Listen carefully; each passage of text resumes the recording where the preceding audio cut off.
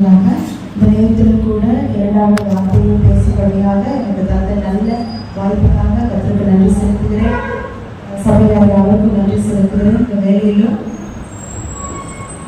லூக்கா எழுதின சுவிசேஷம்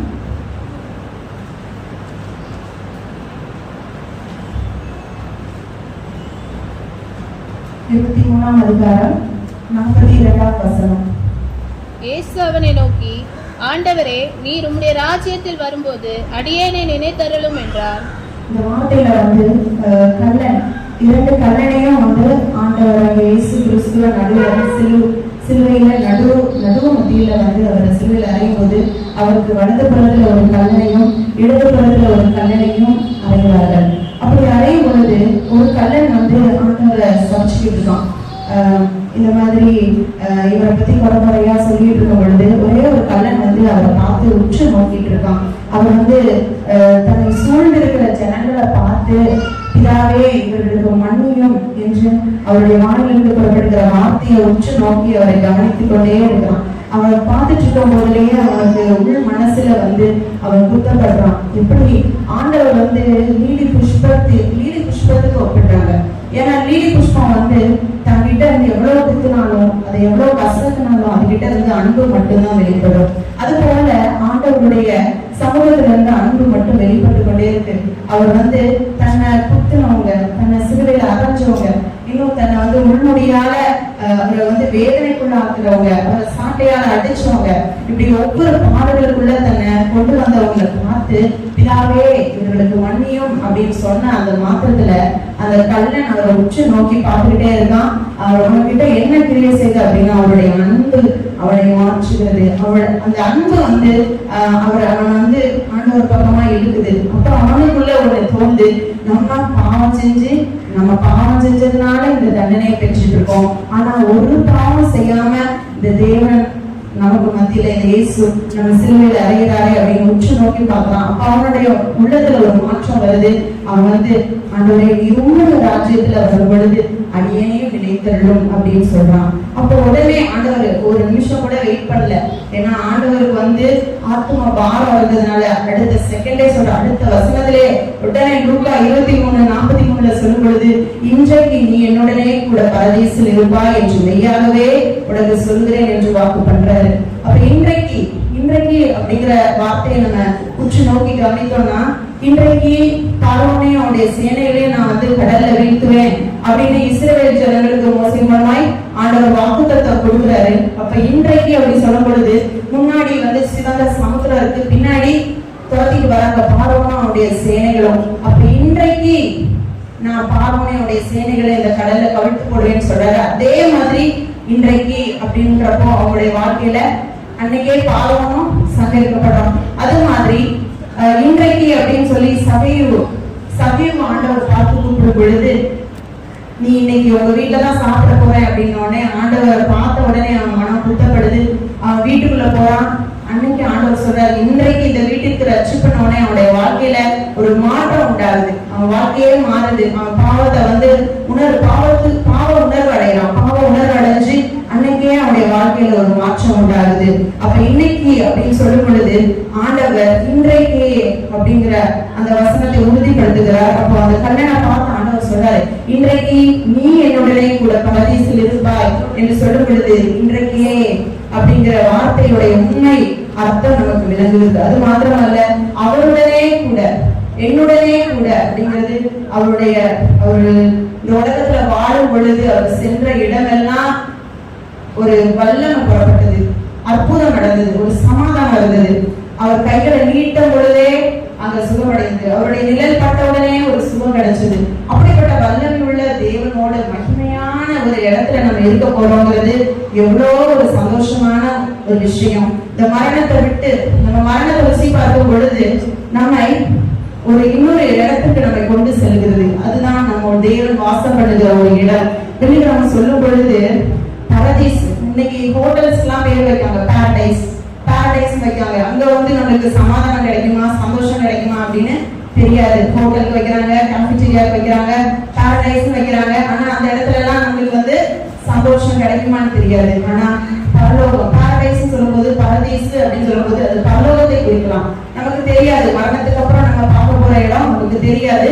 ஆனா இந்த பரதீசு, இன்றைக்கு நீ என்னுடனே கூட பரதீசில் இருப்பாய் சொல்லும் பொழுது, பவுல் அப்போஸ்தலன் சொல்லும் பொழுது 1 கொரிந்தியர் எபேசியர் 6:14 சத்தியம் என்னும் கச்சை உங்கள் அறையிலே கட்டிறவர்களாயும் நீதி என்னும் மார்க்க வசத்தை தரித்தவர்களாயும்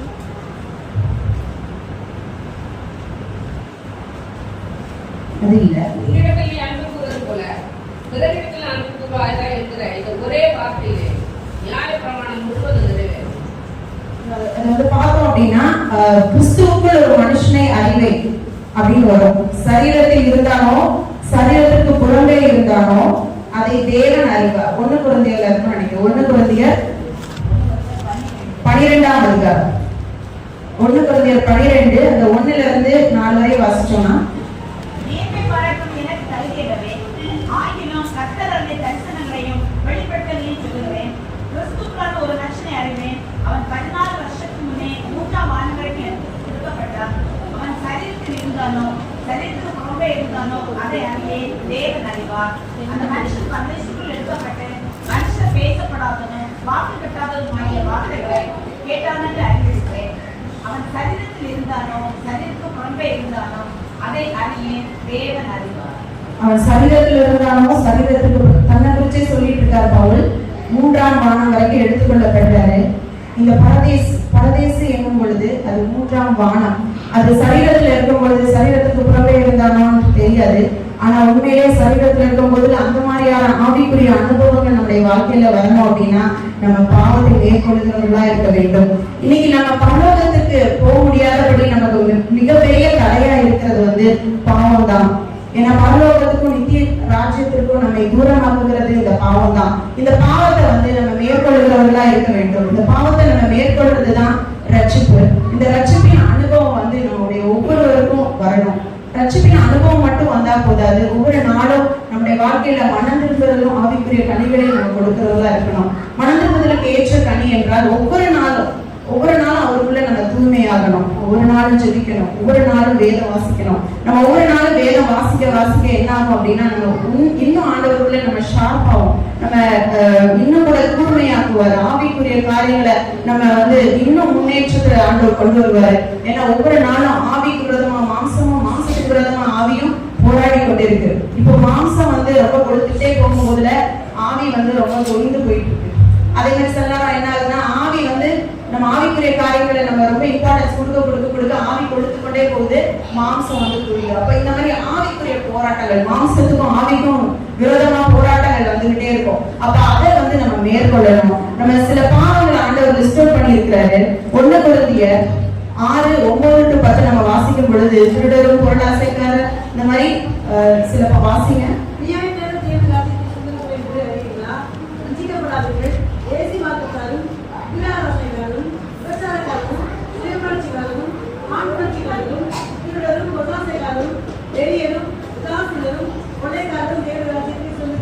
இப்படிப்பட்டதான பாவத்தை செய்கிறவர்கள் தேவனுடைய ராஜ்யத்தை சுதந்திரிப்பதில்லை. இன்னைக்கு கல்லனுக்கு ஆண்டவர் ஒரு ராஜ்யத்தை கொடுக்குறாரு. கேட்ட உடனே கொடுக்குறாரு. ஞானஸ்தானம் தரல அப்படிங்கிற ஒரு கேள்வி நமக்குள்ள இருக்கும். ஆனா இன்னொரு இடத்துல வசனத்துல குறிப்பிட்டு இருக்கிறது கிறிஸ்துவனே கூட சிலுவையில் அறையப்படுவதுதான் ஞானஸ்தானம். அதனால அந்த கல்லனும் ஞானஸ்தானம் பெற்றிருக்கான். அதனால நம்மளும் கிறிஸ்துவுக்குள்ளாக இன்னும் ஆவிக்குள்ள ஆவியினாலும் இன்னும் கூட ஞானஸ்தானம் என்பது நம்ம ஒவ்வொரு நாளும் ஆவியினாலும் நம்ம ஆண்டவருடைய வார்த்தையினாலும் நம்ம கழுவப்பட்டுக் கொண்டே இருக்கணும். பாவத்தை மேற்கொள்ளணும். இந்த மாதிரியான பாவங்கள் நம்முடைய ராஜ்யத்தை சுதந்திரித்துக் கொள்ள விடாதபடிக்கு தடுக்கும். அதனால பாவத்தை ஒவ்வொரு நாளும் நாம் மேற்கொள்ள வேண்டும். எப்படி பவுல் பரதேசுக்கு எடுக்கப்பட்டான். சரீரத்துல இருக்கும் பொழுதே பரதேசத்துல எடுக்கப்பட்ட அந்த அனுபவம், மகிமையான அனுபவம் நம்முடைய வாழ்க்கையிலும் வர வேண்டும். அவன் என்ன பண்ணான் அப்படின்னா மாம்சத்தை ஒடுக்கினான், கீழ்படுத்தினான். சரீரத்துக்குரிய காரியங்கள்ல உண்மையா இருந்தான். அவன் எந்த ஒரு பாவமும் செய்யாம தன்னை கீழ்படுத்தி ஒடுக்கினான். அதனால ஆண்டவர் சரீரத்துல இருக்கும் பொழுதே அவனை மகிமையான காரியங்களை காண செய்தார். இந்த நாட்களிலும் கூட நம்மையும் ஆண்டவர் மகிமையான காரியத்துக்குள்ள கொண்டு போவார். இன்னைக்கு நம்ம சரீரத்துல இருக்கோம். மாம்சத்துக்குரிய காரியங்களை நம்ம அதிகமா யோசிக்காம சிந்திக்காம பரதீசுக்குள்ள காரியங்கள், மகிமையான காரியங்களுக்கு நேராக நம்ம கடந்து செல்லணும் அப்படின்னா நம்ம ஆவிக்கு முக்கியத்துவம் கொடுக்கணும். மாம்சத்திற்குரிய கிரியைகளை முற்றிலுமாய் அடிக்கிறவர்களாய், பாவத்தை முற்றிலுமாய் நாம் மறந்து ஜெயம் கொள்கிறவர்களா இருக்கும் பொழுது நமக்கு ஆண்டவர் ஜீவ பீடத்தை தருவார். இந்த வார்த்தையில கூட இன்றைக்கு நீயுடனே கூட பரதேசில் இருப்பாய் அப்படிங்கிற வார்த்தை. மரணத்துக்கு முன்னாடி வரையே நம்மளுக்கு கிருபையின் வாசல்கள் திறந்துதான் இருக்கிறது. ஆனா மரணத்தை ஒரு தடவை நம்ம ருசி பார்த்துட்டோம் அப்படின்னா கிருபையின் வாசல்கள் அடைக்கப்படும். இன்னைக்கு நீங்களும் நானும் இருக்கிறது கிருபையின் காலம்.